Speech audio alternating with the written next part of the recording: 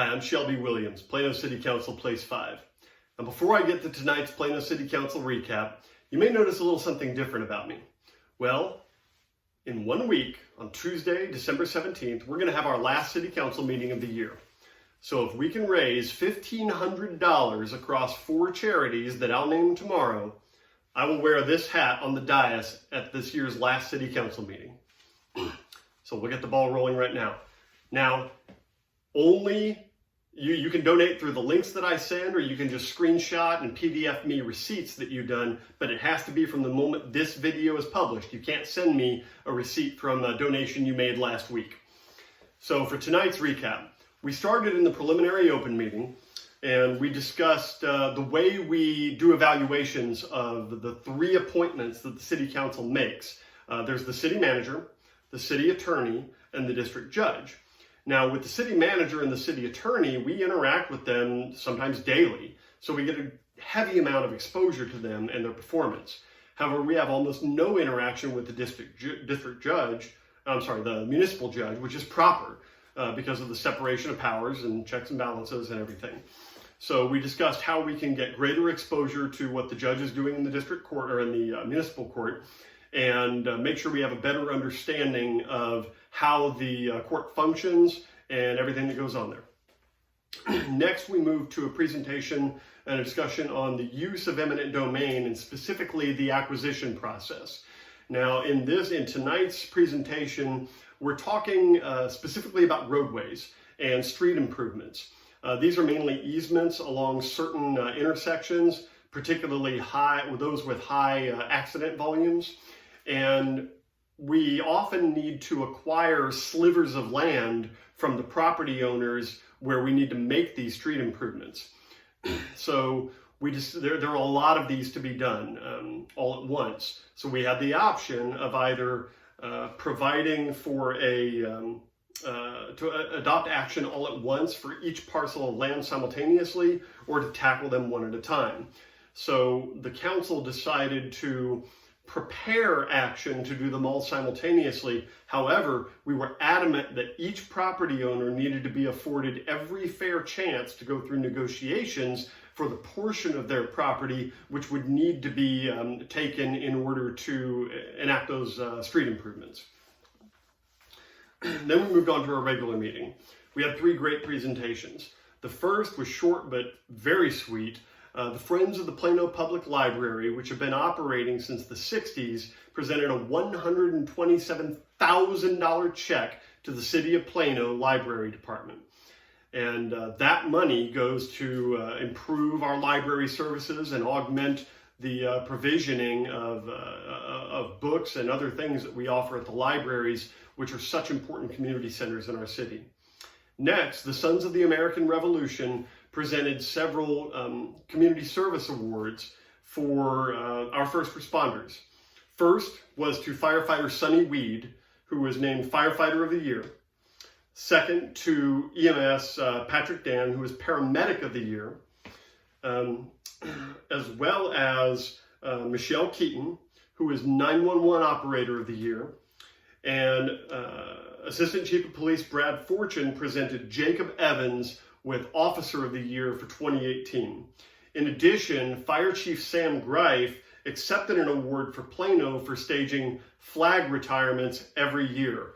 On top of which, I'm very proud to say, coming in the near future, Plano is going to have flag retirement drop boxes at many of our fire stations. A very obvious way that citizens can come retire their flags properly, drop them off so that they will be retired properly. My thanks to Chief Greif and Deputy City Manager Greg Rushin for making that happen. Next, we had a presentation by the Texas chapter of the American Planning Association to the City of Plano Planning Department. Planning Director Christina Day accepted 4 awards for Envision Oak Point, the Backyard Cottage Regulations, Historic Preservation, and Planning Execution. So congratulations to the City of Plano Planning Department and Director Christina Day. We then moved on to a comment of public interest before we had our items for individual consideration. The Plano Masonic Lodge thanked Deputy Mayor Pro Tem Riccardelli and Council Member Rick Grady, as well as the council and the city staff, for the commendation they received on Friday for their 125th anniversary. That is an incredible milestone, so congratulations to the Plano Masonic Lodge. And then we moved into our items for individual consideration. First was the replacement of Neighborhood Empowerment Zone number 1, which is the downtown Plano area. Considered in this was an expansion of the territory, a slight expansion, taking it west to 75, and a little bit here and there, north, east, and south, just slight extensions of the current covered area, but also a restriction on the exemption. So the Neighborhood Empowerment Zone, I think I said investment a moment ago, it's a Neighborhood Empowerment Zone.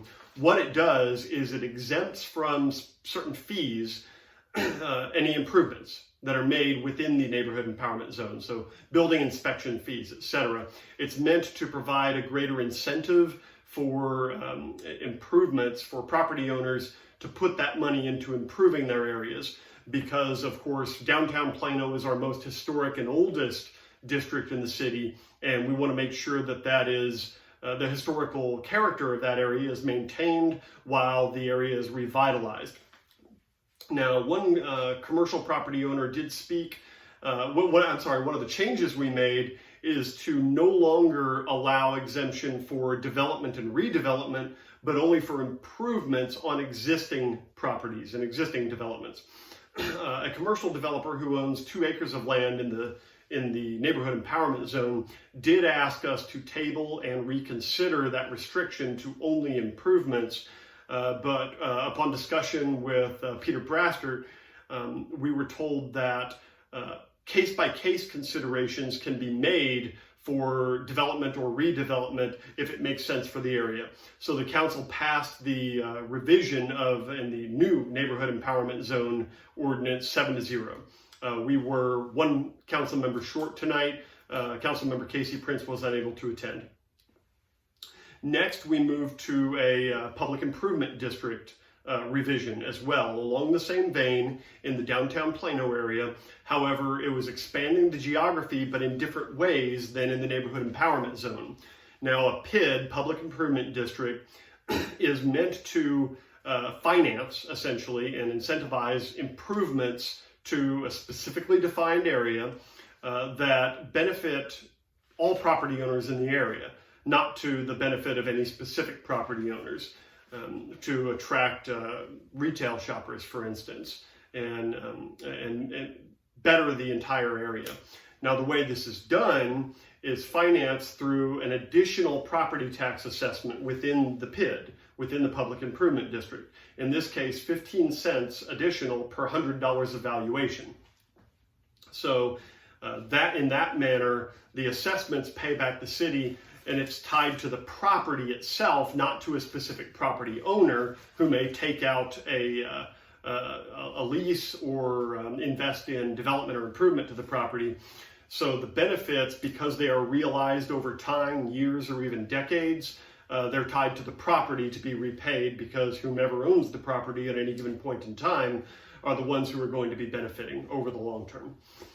And so that item also passed 7-0. It is worth noting that the city of Plano chips in $50,000 into the PID funding every year, kind of get the ball rolling. Next, we considered we reviewed and then accepted the Consolidated Annual Performance Evaluation Report, CAPER as an acronym. Yeah, I know.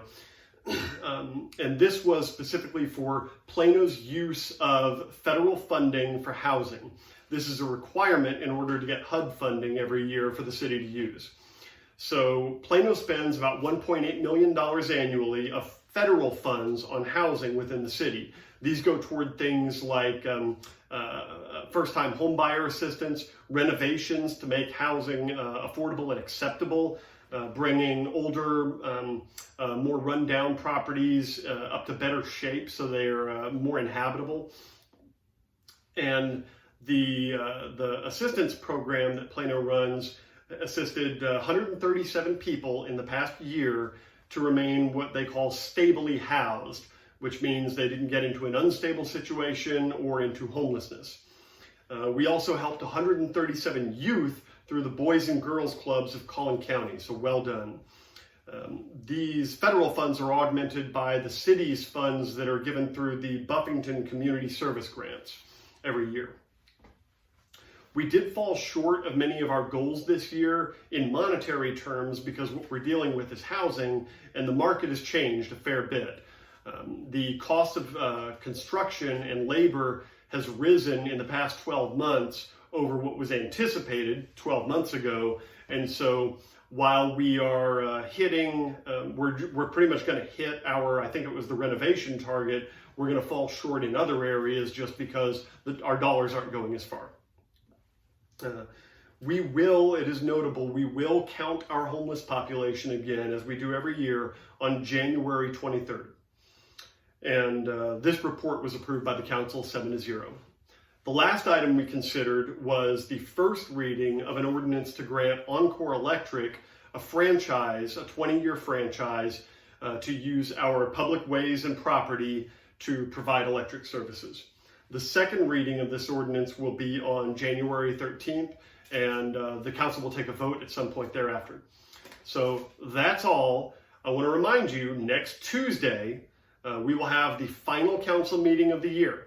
And if we raise $1,500 across the 4 charities that I'll name, I'll wear this hat on the dais. So I thank you very much for tuning in, and thank you for being part of this magnificent city.